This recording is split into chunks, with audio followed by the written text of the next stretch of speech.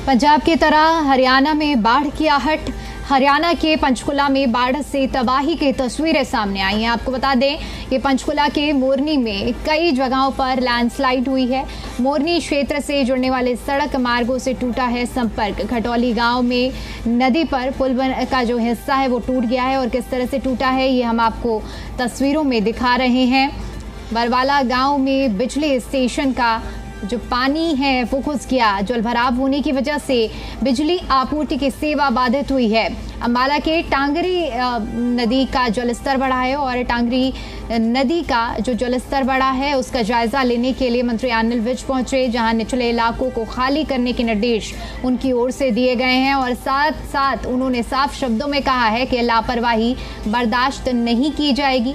मंत्री अनिल विज ने सिरसा में भी घग्गर नदी का जलस्तर बढ़ने को लेकर भी प्रतिक्रिया दी है। इसके साथ ही साथ नेजाडेला खुर्द गांव और मल्लेवाला के बीच में बांध टूटा है। किसानों के करीब 1000 एकड़ फसलें जलमग्न हुई हैं। तस्वीरें भी हम आपको लगातार दिखा रहे हैं किस तरह से तबाही की जो तस्वीरें हैं और जो जल भराव हुआ है, लगातार बारिश का जो पानी है वो किस तरह से फसलों को बर्बाद कर रहा है। अलग अलग जगहों से जो तस्वीरें सामने आ रही हैं वो विचलित करने वाली हैं।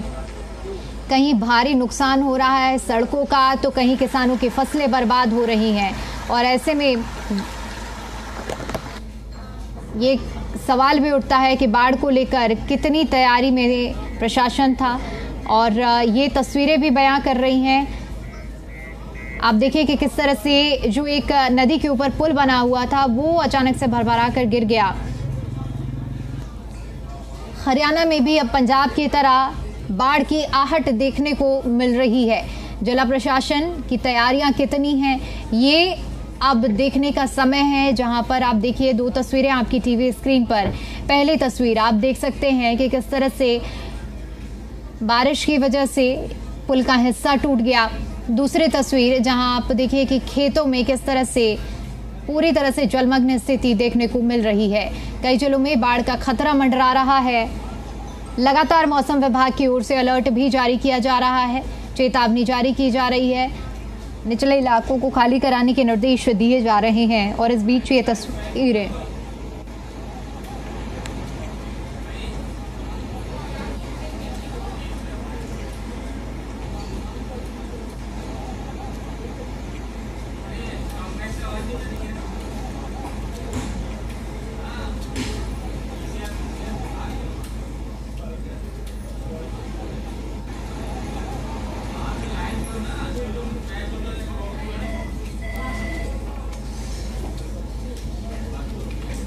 और देखिए हरियाणा के अलग अलग जगहों से जिस तरह की तस्वीरें सामने आ रही हैं, बेहद परेशान करने वाली तस्वीरें। सड़कों से लेकर खेतों तक पानी ही पानी है।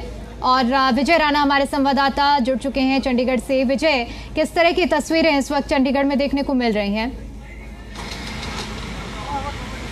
बिल्कुल, चंडीगढ़ में वैसी ही तस्वीरें हैं जैसी हरियाणा के हिस्सों में देखने को मिल रही हैं। क्योंकि यहाँ भी जो यहाँ की खुद की जो बारिश हो चंडीगढ़ में होती है उससे तो खतरा बना ही रहता है, लेकिन जो बारिश हिमाचल के पहाड़ों में होती है उससे भी यहाँ पर खतरा बढ़ जाता है।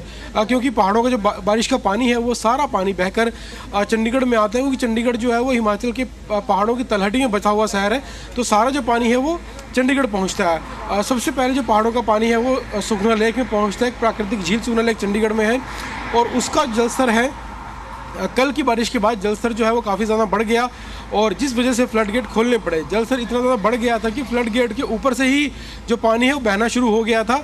और अमूमन इंतज़ार किया जाता है कि जब तक पानी 11,162 फुट की सीमा तक ना पहुँचे तब तक फ्लड गेट नहीं खोले जाते। लेकिन अगर 1,162 फुट की सीमा है उससे ऊपर अगर पानी पहुँचता है, जलस्तर पहुँचता है, तो उसके बाद फ्लड गेट जो है वो खोल दिए जाते हैं। और कल रात जो पानी है वो इतना ज़्यादा बढ़ गया कि फ्लड गेट के ऊपर से बहना पड़ा, जिसके बाद रात को ही कर्मचारी मौके पर पहुंचे और फ्लड गेट को खोल दिया गया। हालांकि जो अब जलस्तर है वो अब पहले के मुकाबले थोड़ा कम ज़रूर हुआ है, लेकिन अगर अब भी पहाड़ों में बारिश होती है तो दोबारा सुखना लेक का पानी जो है वो जलस्तर जो बढ़ सकता है। और उसके बाद अगर बारिश ज़्यादा होती है और फ्लड गेट समय रहते ना खोले जाएँ तो पानी चंडीगढ़ के जो रिहायशी इलाके हैं वहाँ भी पहुँच सकते हैं। क्योंकि सुखना लेक के ठीक सामने से ही एक सड़क पार करने के बाद ही जो रिहायशी इलाके हैं चंडीगढ़ के वो शुरू हो जाते हैं। राहत की बात यह है कि जो फ्लड गेट है वो जो सुखना चौक का इलाका कहा जाता है, जहाँ से एक वो रास्ता निकलता है, जहाँ से फ्लड गेट से जो पानी निकलता है वो सीधा यहाँ से 20-25 किलोमीटर दूर जाकर वो घग्गर नदी में मिल जाता है। लेकिन तो घग्गर नदी भी यहाँ की एक मुख्य नदी है और उसका जलस्तर जो वो भी इस समय बढ़ा हुआ है। 70,000 क्यूसेक के आसपास जो है घग्गर का जलस्तर इस समय बना हुआ है, तो उससे भी खतरा जो है चंडीगढ़ पंचकुला मोहाली के इलाकों में जो है उससे भी खतरा बढ़ जाता है कि अगर जलस्तर बढ़ता है तो कहीं ना कहीं जो पानी है वो उफान पर आने के बाद रिहायशी इलाकों में घुस जाएगा, तो उससे भी खतरा जो है चंडीगढ़ मोहाली और पंचकुला के जो आसपास के इलाके हैं घग्गर नदी के, वहाँ पे ये खतरा जो है लगातार बना रहता है। और पंचकुला में एक गांव में बना जो पुल था वो भी क्षतिग्रस्त हो गया है। और अगर जलस्तर बढ़ता है तो इससे ना सिर्फ ये जो ट्राई सिटी है चंडीगढ़ पंचकुला मोहाली, बल्कि आगे जो है चाहे अंबाला की बात कर लें, कुरुक्षेत्र की बात कर लें, फतेहाबाद कैथल तक जो है बाढ़ खतरा जो है बढ़ जाता है। जिस तरह 2023 में हरियाणा में एक भीषण बाढ़ आई थी, वो उसका भी यही मुख्य कारण था कि घग्गर का जलस्तर बढ़ गया था और पानी जो है वो किनारों से बाहर निकल गया था, जिस वजह से कई जगह बाढ़ आ गई थी। इसके अलावा अंबाला में टांगरी नदी है, वो भी इस समय उफान पर है, वहाँ भी खतरा बाढ़ का बना हुआ है अंबाला में। इसके अलावा शाहबाद में जो मारकंडा नदी है वो शाहबाद से होकर निकलती है, वो भी इस समय उफान पर है। पिछले दिनों पानी जो है वो कई रिहायशी इलाकों में घुस भी गया था, तो इस बार भी ये खतरा लगातार बना हुआ है। और जो मुख्य जो खतरा है हरियाणा की जो अपनी बारिश है उसका खतरा इतना ज़्यादा नहीं है जितना खतरा हिमाचल में हो रही बारिश है, क्योंकि हिमाचल का जो सारा पानी है वो बह कर जो हरियाणा की तरफ आता है और उस वजह से कई नदियाँ जो हैं, चाहे मारकंडा की बात करें या टांगरी नदी की बात करें, ये नदियाँ उफान पर चली जाती हैं। और उसके बाद ये नदियाँ आगे जाकर, क्योंकि ये नदियाँ भी घग्गर नदी में मिल जाती हैं, तो इनका पानी भी घग्गर तक पहुँच जाता है, तो उससे घग्गर के पानी में और ज़्यादा बढ़ोतरी हो जाती है। और सिरसा तक हम कह सकते हैं कि पंचकुला से लेकर सिरसा तक जितने भी शहर हैं, उन शहरों में जो बाढ़ का जो खतरा है वो उस समय बढ़ जाता है। हालांकि फ़िलहाल सरकार ने कोशिशें काफ़ी की हैं, गाद निकाली गई है ताकि गहराई बढ़ाई जा सके नदियों की, ताकि पानी बाहर ना आए, और साथ साथ जो किनारे हैं उनको भी मजबूत किया गया है ताकि किनारे ना टूटें। लेकिन फिर भी कई जगह से खबरें आ रही हैं कि नदियां जो है पूरे उफान पर चल रही हैं और अगर बारिश बढ़ती है तो पानी जो है वो बाहर जा सकता है। साथ ही साथ दूसरी जो एक मुख्य नदी हरियाणा की यमुना नदी है, इस समय उसका जलस्तर भी काफ़ी बढ़ा हुआ है और हथनीकुंड बैराज से लगातार पानी छोड़ा जा रहा था कि हरियाणा के इलाकों को बाढ़ से बचाया जा सके। लेकिन पानी छोड़ने से कहीं ना कहीं दिल्ली के इलाकों में बाढ़ का खतरा बढ़ गया है। न सिर्फ पंचकुला से लेकर अगर हम बात करें जहाँ से हम होकर निकलती है आगे करनाल, पानीपत, सोनीपत, बाद में दिल्ली, फरीदाबाद, दक्षिण हरियाणा के जो इलाके हैं वहाँ पर बाढ़ खतरा लगातार बढ़ता जा रहा है। और फरीदाबाद के इलाकों में कई घरों में पानी घुसा भी है यमुनानगर का जलस्तर बढ़ने की वजह से। तो यानी इस समय बहुत से ऐसे इलाके हैं जो नदियों के किनारे पर पड़ते हैं, उसमें बाढ़ खतरा बढ़ा हुआ है। और हरियाणा के आधे से ज़्यादा जिले ऐसे हैं जहाँ पर बाढ़ खतरा इस समय मंडरा रहा है। और अगर बारिश और बढ़ती है तो जाहिर तौर पर बाढ़ को रोकना सरकार के लिए भी आसान नहीं होगा, क्योंकि पड़ोसी राज्य पंजाब के कई शहर जो इस समय भीषण बाढ़ की चपेट में हैं। और हरियाणा में भी इस तरह का जो अलर्ट है वो इस समय जारी किया गया है। बाढ़ का खतरा लगातार बना हुआ है और नज़र रखी जा रही है मौसम पर, किस तरह का मौसम हरियाणा में आगे दिनों में रहने वाला है, किस तरह का हिमाचल में रहने वाला है, कितनी बारिश इस समय हो सकती है। तो सारा जो दारोमदार इस समय बारिश के ऊपर निर्भर करता है। अगर बारिश कम होती है, बीच में ब्रेक लगता है 1-2 दिन का, तो पानी जो वो आगे निकल जाएगा जिससे जलस्तर कम हो जाएगा। लेकिन अगर आज भी बारिश होती है और भी बढ़ सकता है कि रिहायशी इलाकों में पानी आराम से घुस सकता है। हरियाणा के कई जिले ऐसे हैं जहाँ पर बारिश का पानी जो है वो जो खेत है वहाँ घुसा है, हज़ारों एकड़, हालांकि फसल ख़राब हुई है। लेकिन गनीमत यह है कि फसल ज़रूर ख़राब हुई है, लेकिन रिहायशी इलाकों तक बहुत ज़्यादा पानी जो है वो तक नहीं पहुँचा। लेकिन कुछ जगहों पर ज़रूर ये खबरें आई हैं कि रिहायशी इलाकों में पानी घुसा है। और अगर आगे बारिश होती है तो चंडीगढ़ पंचकुला के साथ साथ हरियाणा के कई शहर ऐसे हैं जहाँ पर पानी रिहायशी इलाकों में घुस सकता है, खासतौर पर यमुना के साथ लगने वाले शहर है पंचकुला से लेकर दिल्ली तक। और ठीक है, हमारे साथ विजय कुमार भी जुड़ चुके हैं सिरसा से। विजय, सिरसा में किस तरह के इस वक्त हालात हैं बारिश को लेकर, और दूसरी तरफ अगर तैयारियों की बात करें तो क्या कुछ तैयारियां प्रशासन की ओर से सिरसा में? बिल्कुल, पहाड़ी इलाकों में जिस तरह से बारिश लगातार हो रही है तो उसका असर मैदानी इलाकों में देखने को मिल रहा है। हालांकि सिरसा की घग्गर नदी पिछले काफी सालों से उफान पर रहती है और इस बार भी स्थिति वैसे ही बनी हुई है। हालांकि पिछले कई दिनों से जो बरसाती पानी और पहाड़ी इलाकों से जो बारिश हो रही है उसका असर देखने को मिल रहा है। फिलहाल आज की बात की जाए तो आज जो कल के मुकाबले 2 फीट का जो पानी है वो ज्यादा देखने को मिल रहा है। हालांकि बाढ़ जैसे हालात सिरसा में भी हो सकते हैं। अगले कुछ दिनों में अगर बारिश का सिलसिला यूं ही जारी रहा तो बाढ़ के हालात पैदा हो सकते हैं। हालांकि ग्रामीण अपने स्तर पर जो है वो अलर्ट है, रात्रि और दिन को लगातार घग्गर नदी के आसपास की जो नहरें हैं उन पर निगरानी रखे हुए हैं। जिला प्रशासन की बात की जाए तो जिला ठीक है विजय, मैं एक बार फिर से लौटूंगी और सिरसा के जैसे कि हालात आप बता रहे हैं एक बार फिर से हम समझेंगे क्या कुछ हालात हैं। लेकिन विजय राणा, मैं चंडीगढ़ में आपकी क्योंकि मौजूदगी है और सेंट्रल पावर माना जाता है इसे, ऐसे में अगर सबसे बड़ी बात हम करें, किसानों को बहुत ज़्यादा नुकसान हो रहा है, किसानों के खेतों में पानी घुस रहा है, फसलें बर्बाद हो रही हैं, तो क्या इसके लिए भी किसी तरह की विशेष तैयारियां की गई हैं जो किसानों की जो फसल है वो ना खराब हो, उसके लिए व्यवस्थाएं? बिल्कुल, सरकार की ओर से अपने स्तर पर मानसून शुरू होने से पहले ही इस तरह के प्रयास किए गए थे ताकि बारिश की वजह से अगर बारिश ज़्यादा होती है, मानसून में ज़्यादा बारिश होती है तो नुकसान ना हो।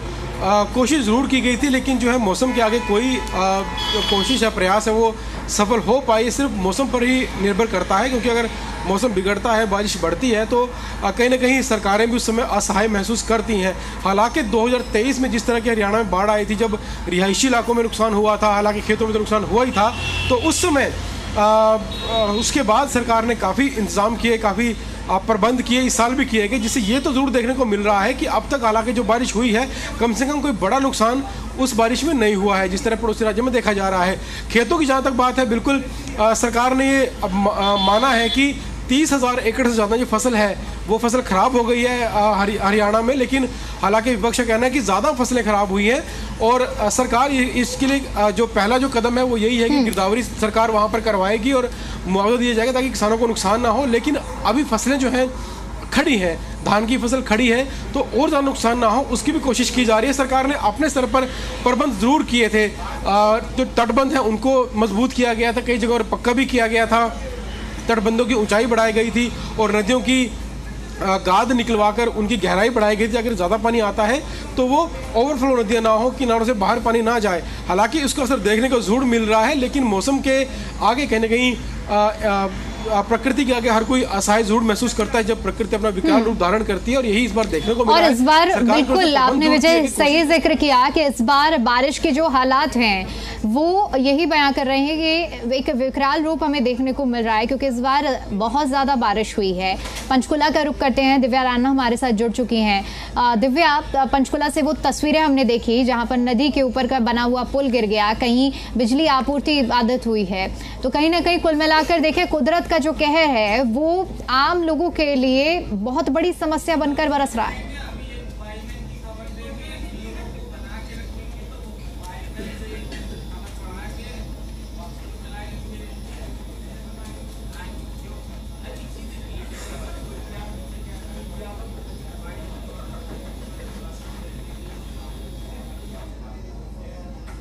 तो दिव्या के साथ कुछ कनेक्टिविटी इशू हो रहा है, लेकिन आपको बता दें कि पंचकुला में जिस तरह की तस्वीरें सामने आई हैं, जहां बरवाला गांव बिजली स्टेशन में पानी घुस गया, जलभराव होने की वजह से बिजली आपूर्ति सेवा बाधित हुई।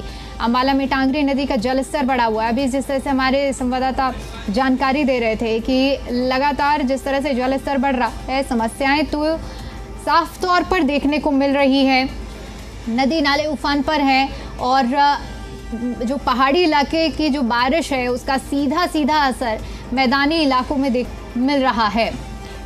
एक बार फिर से मैं रुक करूंगी विजय राणा, चूँकि देखिए जिस तरह से कहीं हमने देखा कि बिजली आपूर्ति बाधित हो रही है तो कहीं पुल टूट रहे हैं। पंचकुला की अगर हम बात करें तो ये कहीं ना कहीं एक प्रश्न चिन्ह भी उठता है प्रशासन की तैयारियों पर, क्योंकि हर साल मानसून आता है और अंदाज़ा होता है कि किस तरह की स्थिति हो सकती है, लेकिन इस तरह की अगर तस्वीरें सामने आती हैं तो ये सोचने पर मजबूर करता है।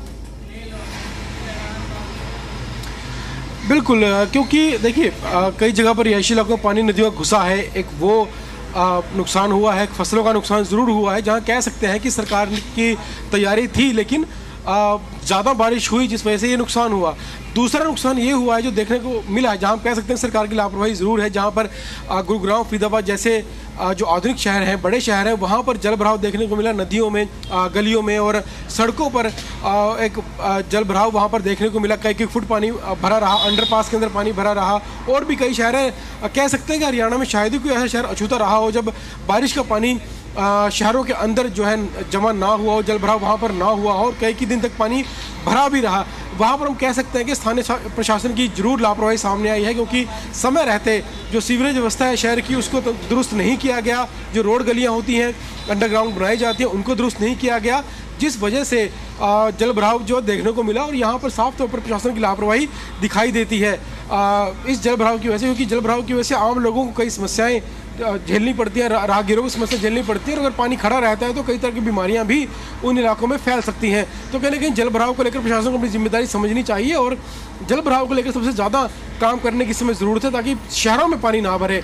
इसके अलावा जो बड़े स्तर पर जो काम करना है वो नदियों को लेकर काम करना अभी बाकी है, क्योंकि कई जगहों पर नदियों से पानी बाहर निकल जाता है। हालांकि जब एक साथ बारिश होती है तो कहीं ये मुश्किल होता है। विजय, आप पूरे हालातों पर नजर बनाए रखिए। फिलहाल के लिए बहुत शुक्रिया आपका हमारे साथ जुड़ने के लिए और जानकारी के लिए।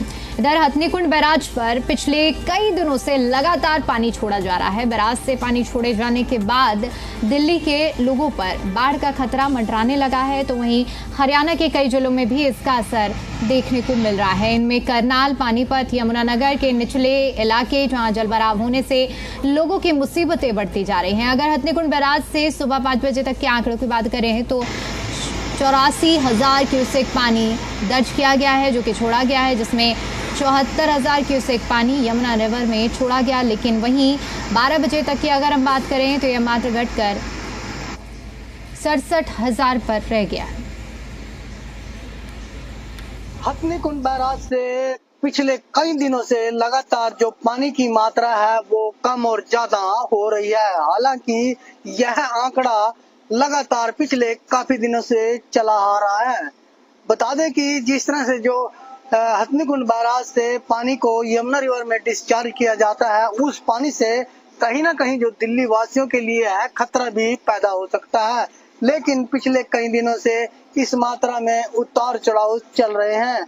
हालांकि अगर मैं आज की बात करूं तो आज सुबह 5 बजे एक बार फिर पानी बढ़ना शुरू हो गया। सुबह 5 बजे कुल पानी की मात्रा 84,000 क्यूसेक पानी दर्ज किया गया, जिसमें से 74,000 के आसपास जो पानी है यमुना रिवर में छोड़ दिया गया। 10 बजे की बात की जाए तो लगभग 10 बजे 58,000 जो क्यूसेक पानी है दिल्ली रिवर की तरफ छोड़ा गया।